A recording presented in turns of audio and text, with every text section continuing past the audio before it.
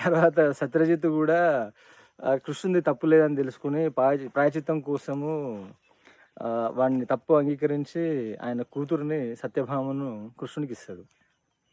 కృష్ణుడు ఆ విధంగా 8 మందిని చేసుకుంటాడు. అంటే అవమానాలు అనేది చూస్తే ఆయనకేం తక్కువ లేవు. ఒక రాజు అయి ఉండి నువ్వు దొంగవు అని అంటే ఎట్లుంటది? ఇక నెక్స్ట్ చూస్తే జీసస్ విషయంలో చూస్తే అంటే వీళ్ళందరినీ మనం దేవుడని మొక్కేసి వాళ్ళ వ్యక్తిత్వంలో ఉన్న లక్షణాలు పట్టించుకోవద్దా? ఫస్ట్ అది ఆ ట్యాగ్ తీసేసి చూడాలి మనం. వాళ్ళ వ్యక్తిత్వం ఎంత గొప్పదనేది చూడాలి.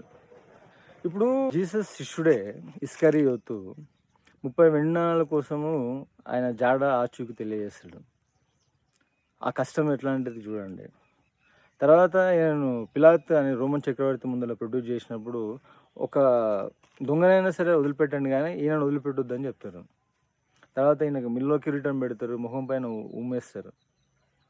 తర్వాత సిలువ వేసేటప్పుడు నువ్వు దేవుని కుమారుడు అయితే నువ్వు బ్రతికిరా, నువ్వు తప్పించుకో ఇక్కడ నుంచి అని వెటకారం చేస్తారు.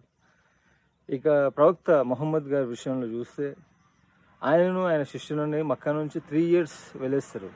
వాళ్ళు ఏదో ఒక బావిలో ఉండిపోతారు. అక్కడ ఫుడ్ కూడా సరిగ్గా దొరికేది కాదు ఆయనకి. తర్వాత ఆయన వస్తూ పోతూ ఉంటే దారిలో ఒక లేడీ రోజు ముళ్ళు చల్లుతుండే. ఆయనను మాయగాడు, మతి స్థిమితం లేనివాడు అనేటోళ్ళు. ఇంకా ఆయన ప్రేయర్లో ఉన్నప్పుడు ఒంటె పేగులను తీసుకుపోయి దుష్టులు చూడండి ఎట్లుంటారు. అట్లా చేస్తే అవమానిస్తుళ్ళు. ఇక గౌతమ బుద్ధుని జీవితంలో చూస్తే ఆయనకేం అవమానాలు తక్కువ లేవు. నువ్వు బాగానే ఉన్నావు కదా, యవ్వనంగా ఉన్నావు కదా, పనిచేసి బతుకోవచ్చు కదా, అడుక్కోవడం ఎందుకు, ఈ విధంగా దూషించటోళ్ళు. ఆ రకంగా ఒకసారి అయితే ఒక అతను చాలా బూతులు తిడతాడు. అయితే అప్పుడు ఆయన చెప్తాడు, నువ్వు నాకు ఏదైనా గిఫ్ట్ తీసుకురానికి వచ్చినావు, నువ్వు నాకు ఏదో గిఫ్ట్ ఇవ్వడానికి వచ్చినావు, ఆ గిఫ్ట్ నేను తీసుకోలేదు, అది ఎవరి దగ్గర ఉంటుంది, నీ దగ్గరనే.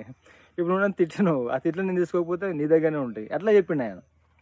తర్వాత ఒక లేడీని వాని అన్న చేస్తాడు, ఇది దేవదత్తుడు, ఆయన దగ్గరికి బుద్ధుని దగ్గర పంపించి తర్వాత ఆమె గర్భవతి అని చెప్పి దాన్ని పుకారు చేసి ఆమెను బుద్ధుడే గర్భవతి చేసిండు అని ఈ విధంగా.